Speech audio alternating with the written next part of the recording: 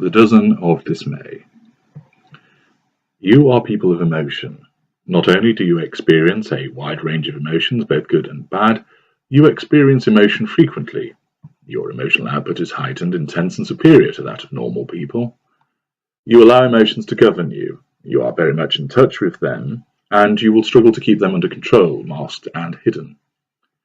These qualities, which apply to the empath, super empath, and codependent in increasing amounts, make you the ideal targets for us.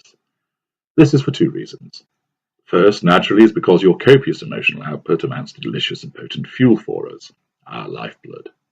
You are necessary to sustain our existence, for it is through you that we are able to gain a sense of existence, your fuel powering what we are, what we wish to portray, and that which we wish to banish.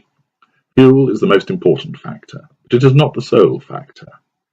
The second reason why we require such emotional individuals to connect with, and especially in the role as intimate partner primary source, is that your emotional condition allows us to exert control over you. The exertion of control allows us to maintain our sense of superiority. This superiority allows us to paralyze you and keep you in this emotional state. Thus, the cycle continues until such time as the emotional output drops below that level which is acceptable to us. By ensuring that you remain emotional, we prevent you from seeing the reality of what is happening to you. We ensure that your decision-making is not born of cool, hard logic. You are prevented from moving forward. You are prevented from escaping us. This is why so much of our manipulative behavior is focused on provoking emotional responses from you, for fuel and for control. We must control our environment if we are to exist, and this means controlling our appliances, including you as our primary source. As with so much of the narcissistic entanglement, the preservation of an emotional state is achieved through steps which we take, but also as a consequence of traits which are particularly evident in your kind, as compared to normal people. These actions and traits combine through our daily interactions. They permeate everything that we say and do. Our manipulation relies on the existence of these items in order to maximize their effect and keep you in an emotional state. These actions and traits exist in the entanglement between my kind and your kind, so that the dance continues, the hold is maintained, and the emotion pours forth. We look to apply these actions in all our manipulations. We look to capitalize on these traits in you. Together, there is an effective combination, which ultimately creates your dismay, and thus the emotional state we crave in you. There are 12 of these actions and traits, 6 from us and 6 from you. 1. Generalizing. We use this to maintain our superiority and belittle you. By generalizing, we make it sound as if we are the ones who can do no wrong, and you are the ones who are always in the wrong. Thus, we will make comments such as, "You never tell me that you love me. I always am the one who has to sort things out. Everybody thinks that you are horrible to me. You never let me do what you want." Such broad brush and wide-ranging allegations are issued with total conviction in order to have considerable effect on you. 2. Future prediction.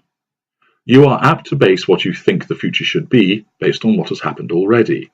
This invariably means that because you have experienced the joy and wonder of the golden period, that you expect the relationship should continue in a similar vein in the future.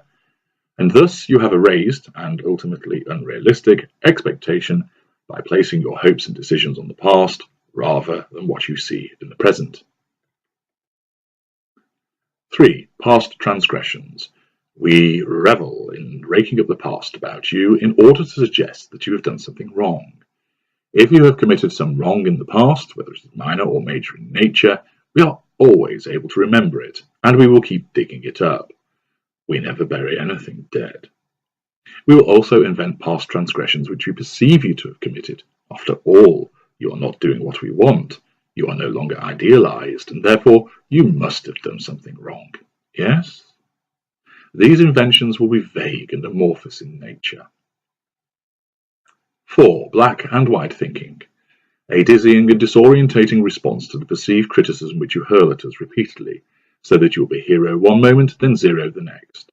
We do not operate in the grey when it comes to our view of you and others. You are either white or black, then white again, before becoming black once more, often in the space of minutes. 5. Closed mind. We operate with a closed mind. We know best. We know the right things to do. We do not listen to anybody, least of all because you are a traitor, a moron, and a fool. This prevents us from dealing with your challenges and heads off any sensible and credible suggestions you may happen to make about a situation which might undermine our sense of superiority. 6. Catastrophic thinking. You engage in this as a consequence of an inherent nature to be like this, but we engender and cultivate it through our conditioning of you.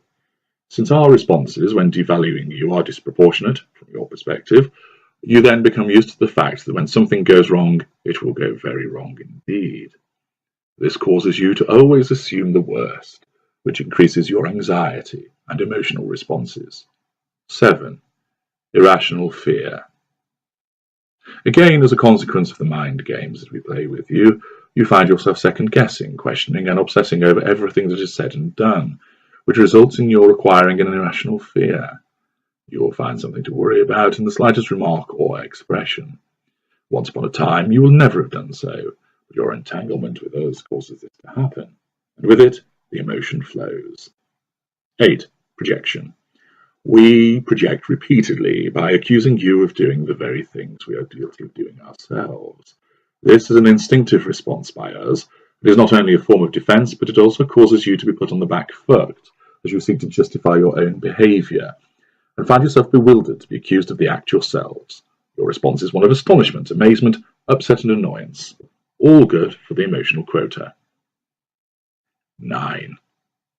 Blame shifting. Another stock behavior of our kind, born out of our need to avoid culpability for anything, which accords with our sense of entitlement. Thus, it is always somebody else's fault, usually yours. This allows us to castigate you and causes you to react in a similar way to when we project. 10. Never looking back. We are too busy driving forward to contemplate our navels and mull over events. We do not operate in this manner, but you do. Your propensity to reflect, consider, and assess means that you dwell on matters for far too long, and in doing so, you paralyze yourselves.